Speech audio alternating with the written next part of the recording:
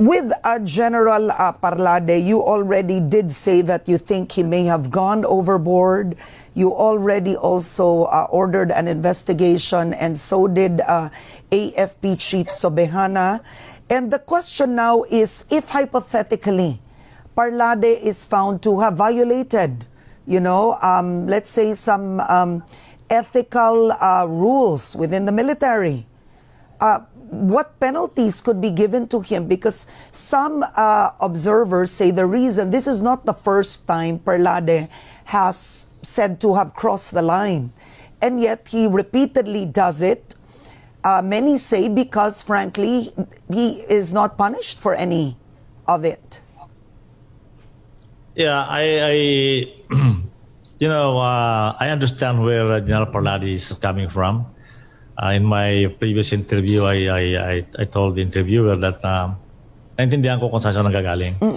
And I feel the same because we have been fighting this insurgency for all our lives in the service, and they're still here. And the main reason is because there is active recruitment in the UP campuses and also other campuses like the POP. And it's part of our program actually to ferret out all those bad elements and bring them to the open. And one of them is calling them. If you remember, President Duterte has also said that we are not red tagging you, we are actually identifying you who you are. Yun ang sabi niya eh.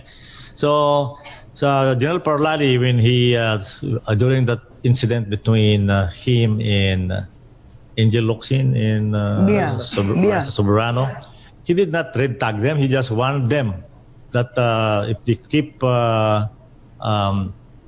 relationships with these leftist people, yung mga nasa kabila, eh baka mapahamak sila. Yun lang naman sinabi niya. Hindi naman niya sinasabing komunista kayo.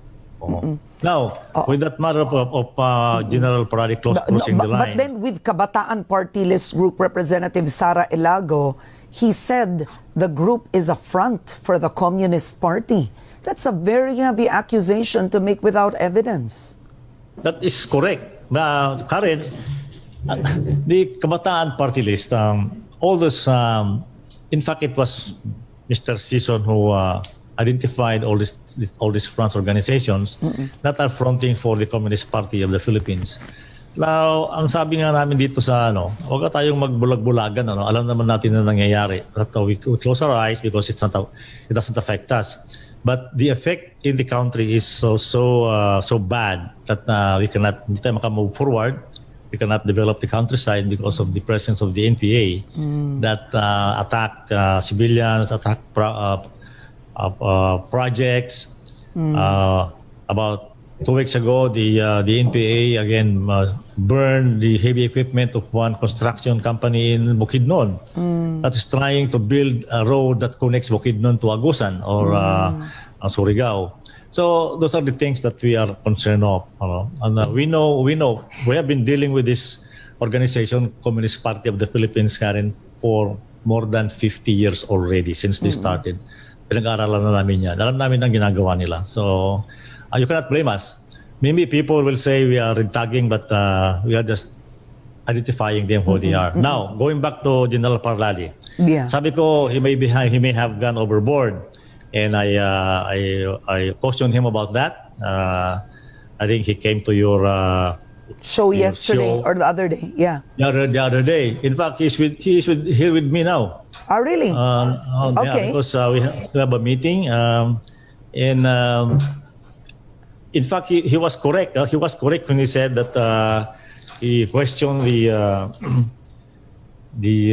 petition that was supported by the two ETAs declaration or testimonies previously that was brought to the court to question or to have the anti-terrorism law thrown out. It turned out that the ETAs were also coerced by the NUPL to sign wrong affidavit. So that's it. So he was right all along. But would the NUPL do that? You're saying the NUPL would coerce the ITAS to technically lie under oath? That's a crime. You're saying the That's what NUPL would do that? That's what that came out during the hearing at the Supreme Court, Karen. You can review the Supreme Court because that was that came out yesterday, and that, in fact, the testimonies were thrown out by the Supreme Court because it came out. They themselves admitted that they were coerced. So in fairness to Tech Torres, she also wrote Although about just that. for the record, the Supreme Court Chief Justice Peralta did not detail that exactly, except he did throw out the petition, the intervention, but he didn't exactly say the NUPL coerced the ITAS to lie. It wasn't in that way, sir. Huh? Well, that's what I read yesterday from the summaries of the hearings that came to me from the LCAC people. Sabi ng mga ITA, pinilit sila, bigyan sila ng 1,000 pesos. So that's the fact now. Maybe hindi pa accurate yan. We'll wait for some more facts to come in. But that's I'm just stating facts that I read them from the report that I get. Okay, so now moving forward, if so clearly now you believe that General Parlade is correct. He did his job. You believe that? Yeah, I think General Parlade is doing his job. Medyo sumusobra sa kuminsan sa pag-accuse ng people, but generally, he is right on target sa sinasabi niya. Okay, so let's move first with calling the media propagandist and aiding terrorists. I mean, he seemed to issue an apology Tuesday. Some said that didn't sound like an apology. Should General Parlade really apologize for calling a mainstream journalist a propagandist? Let's ask him. He's here. Okay, all right. Oh, you have a camera person there. Okay. So, General Parlade, all right, thanks for joining Head Start last minute. So, you issued an apology for how Ms. Tupas felt, but then some said, like John Nery said, that was a non-apology. So, what is it? You're going to have a meeting there. What would you want to say? Yeah, I said it's a personal comment that I made in my private wall. But do you apologize for calling her a propagandist, for aiding a terrorist? I mean, these accusations against her person. No. Why? Because I have a basis. Remember, I told you that Ted Tupas made that statement in November, even after the conduct of the investigation by human rights, by the government forces, and they were able to prove that these allegations were false. Now, if you are going to repeat that allegation so many months after, what do you call that? You continue to peddle all these false accusations against the government. I'm active service, so I really felt enraged when I saw that. I cannot believe our soldiers doing that. You know, so feeding these ITAS with feces. Yeah. No, I cannot accept that. Yeah. So I said no. Yeah. He has an agenda. But as far as hurting her, Tupas, no, that's not my intention. Okay, so that's what you were apologizing for. You didn't mean to hurt her. Yeah, and that's what the secretary is saying. Now we've proven that these allegations of the NUPL is false. Now they're facing legal problems. I don't want to talk about that, but that's what we're saying. They're being consistent in telling lies. Okay. So these are all propaganda. Okay. General, can I have it back to Secretary Lorenzana? Thank you, General Parlade, for that. Thank you, Karen. All right. Secretary Lorenzana, thank you. Okay, just to close, will the Defense Department or the military, file charges against the NUPL? That would be up to the Justice Department. I think that's out of our hands already.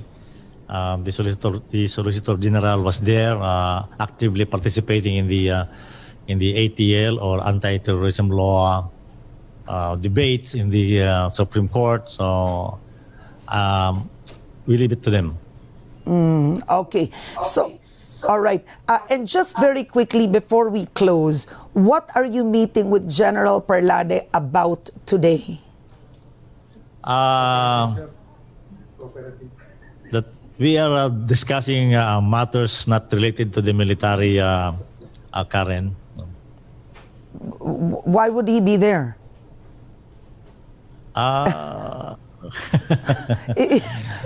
He's about to retire. I think he wants to Okay. some other things that he would like to do when he retires. I see. Yeah, he's retiring in 5 months. He said that in 5 months. Yes. Would he want another post? Is that part of the discussion? I don't think so. I don't think he would like another post in the government. Okay. Well, okay, Secretary. Well, thank you so much for your surprise this morning with giving us another interview beside you. But last word, Secretary. We discussed a handful of issues today. Anything you want to add before we go? Yes. This is just a reminder to our people that to not to believe what they see in the social media immediately, but to fact check everything. Kasi nga ginagamit na lang mga tao ang social media to peddle lies and everything. And if the people are very gullible and para bang ang akala nila lahat ng lumalabas sa social media ay totoo, but it's not. The social media has become a battleground for the hearts and minds of people.